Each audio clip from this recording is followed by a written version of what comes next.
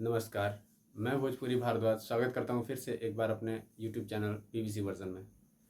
तो जैसा आपको पता है कि मैंने कहा था पिछले बार कि जो भी अगर बीपीएससी के टीआरई यानी कि टीचर रिक्रूटमेंट एग्ज़ाम से रिलेटेड कोई भी अपडेट आएगा तो मैं सबसे पहले आपके पास लेके आऊँगा और अगले वीडियो में ज़रूर मिलूँगा आपसे। तो यहाँ पर मैं आपको बताना चाहता हूँ कि बीपीएससी का जो रिज़ल्ट आया है उसमें किस स्तर से सेटिंग कदाचार जो भी आप कह लीजिए हुआ है कि जब आप रिजल्ट देख रहे हैं सोशल मीडिया पे बहुत सारे शेयर हो रहे हैं जहाँ पे continue roll number pass out हुए हैं।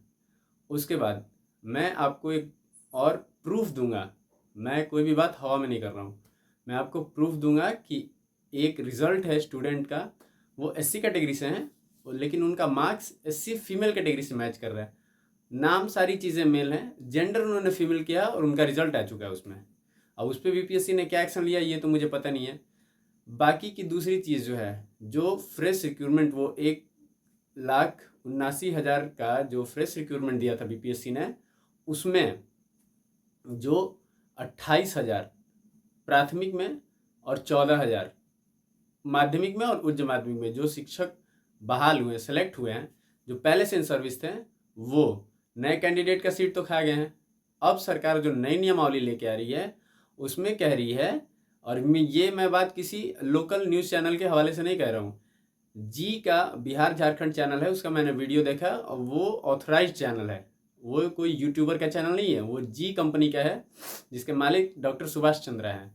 तो उस न्यूज़ कंपनी के चैनल ने ये बताया है कि जो नियमावली बनी है, नई नियमावली शिक्षा से संबंधित, वो ये बता रही है कि सरकार कह रही है कि हम फिर से एक जांच परीक्षा लेंगे जो नियोजित शिक्षक हैं, पूर्व नियोजित शिक्षक हैं, और उसके बाद उनको राज्यकर्मी का दर्जा मिल जाएगा। तो जब ये बताइए, जब उनकी परीक्षा लेनी ही थी, जांच परीक्षा के थ्रू ही उनको राज्यकर्मी का देना था दर्जा, तो फिर ये जो 1,79,000 का आपने बहाली निकाला था उसमें फिर से उनको अप्लाई करने के लिए प्रेशराइज करने की क्या ज़रूरत थी?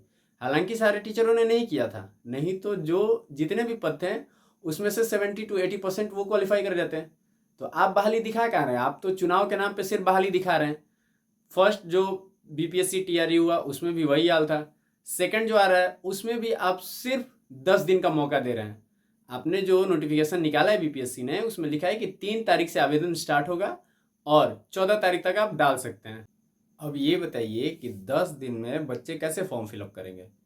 उसमें भी दूसरी जो महत्वपूर्ण चीज़ है कि जैसे आपने बीपीएससी टीआरई का फर्स्ट सेक्शन जो निकाला था, जो पहली वाली आपने निकाली थी, उसमें भी स्टार्टिंग में आपने स्थानीय नीति को लागू किया था, लेकिन किसी कारण से आपने उस बहाली को ओपन कर दिया।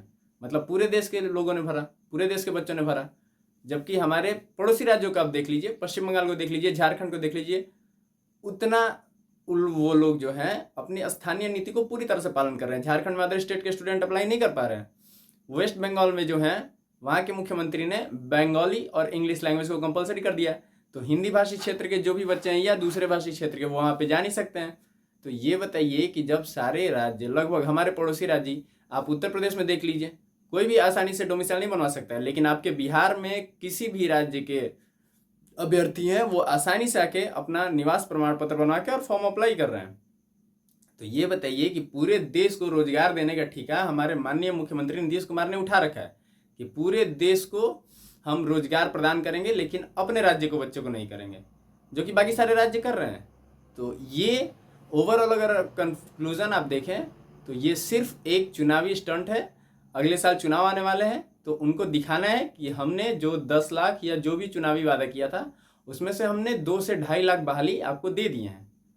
तो ये बताइए, वो जब नियोजित शिक्षक को अलग से आपने बनाया ही, नियमावली बनाया, तो फिर उनका जो ये 40,000 जो आए हैं 1 to 5 में जो 28,000 हैं और जो अपर लेवल पे 14,000 हैं, वो जो फ्रेश कैंडिडेट होते, जो नए लोगों को रोजगार मिलता, आप तो फिर आपने उसी में घुमा दिया।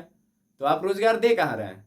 फिर अभी भी आपने जो 6 to 8 और 9, 10, 11, 12 के लिए किया है, तो 6 to 8 के लिए तो 6 फिक्स है क्योंकि उसकी बहाली नहीं थी, तो उसके जितने वैकेंट सीट है आपके पास पूरा डिटेल है।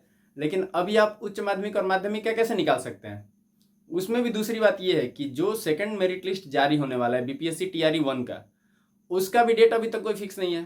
तो आप इधर दूसरी बहाली के लिए फॉर्म अप्लाई करना शुरू कर देंगे और वो बच्चे जो हैं जिनका मान लीजिए कि अगर सेकंड मेरिट लिस्ट में आ जाता है और वो इधर भी फॉर्म फिलअप कर देते हैं, तो वो तो आप पैसा रिटर्न करेंगे नहीं उसका। तो सीधी सी बात है कि आप अपना खजाना भर रहे हैं, आपको राज्य के बच्चों को रोजगार देने से कोई मतलब ही नहीं है। सीधी सी बात है। जो अभ्यर्थी हैं वो रोजगार पाने के चक्कर में फॉर्म पे फॉर्म भरे जा रहे हैं। अब कहाँ से वो अरेंज कर रहे हैं, उनकी सारी चीज़ें कैसे चल रही हैं, वो तो उससे आपको मतलब नहीं। आपको तो राजनीतिक रोटी सेकनी है, तो राज्य को रोजगार देने से तो कोई मतलब है नहीं। अभी आप सिर्फ चुनावी माहौल को बनाते हुए और आप रिक्रूटमेंट दिखा रहे हैं, उसमें भी पूर्व नियोजित शिक्षकों को अप्लाई करवाते जा रहे हैं, फिर अलग से भी नियमावली बना रहे हैं कि हम उनको एक विशेष परीक्षा लेकर राज्यकर्मी का दर्जा दे देंगे। तो इसका मतलब आप सिर्फ लोगों को गोल गोल घुमा रहे हैं, रोजगार देने से कोई मतलब नहीं है। और मैंने जो व्यूवर्स से प्रॉमिस किया था, मैंने उस वीडियो का लिंक, जो नए शिक्षक नियमावली का लिंक है जी न्यूज़ का बिहार झारखंड का, उसका मैंने लिंक दे दिया है। और मैं वो भी आपको रिजल्ट सबमिट कर रहा हूँ इस वीडियो में, जिसमें ये दिखाया गया है कि एससी कैटेगरी से होके और उनका जेंडर फीमेल है और उनका मार्क्स भी फीमेल कैटेगरी से है, लेकिन मेल होते हुए भी वो फीमेल की कैटेगरी में सेलेक्ट हुए हैं। तो इस टाइप की चीज़ों पे आपका क्या विचार है? हम चाहते हैं कि सरकार से हम लोग मिल के ये ऐलान करें कि जो ये बहाली आ रही है सेकंड फेज की जो बहाली है बीपीएससी टीआरई की 6 to 12 की, इसमें पूरी तरह से डोमिसाइल पॉलिसी लागू हो, ताकि बिहार के जो बच्चे हैं वो इस मौके का लाभ उठा सकें। मिलते हैं अगले वीडियो में। बहुत बहुत धन्यवाद।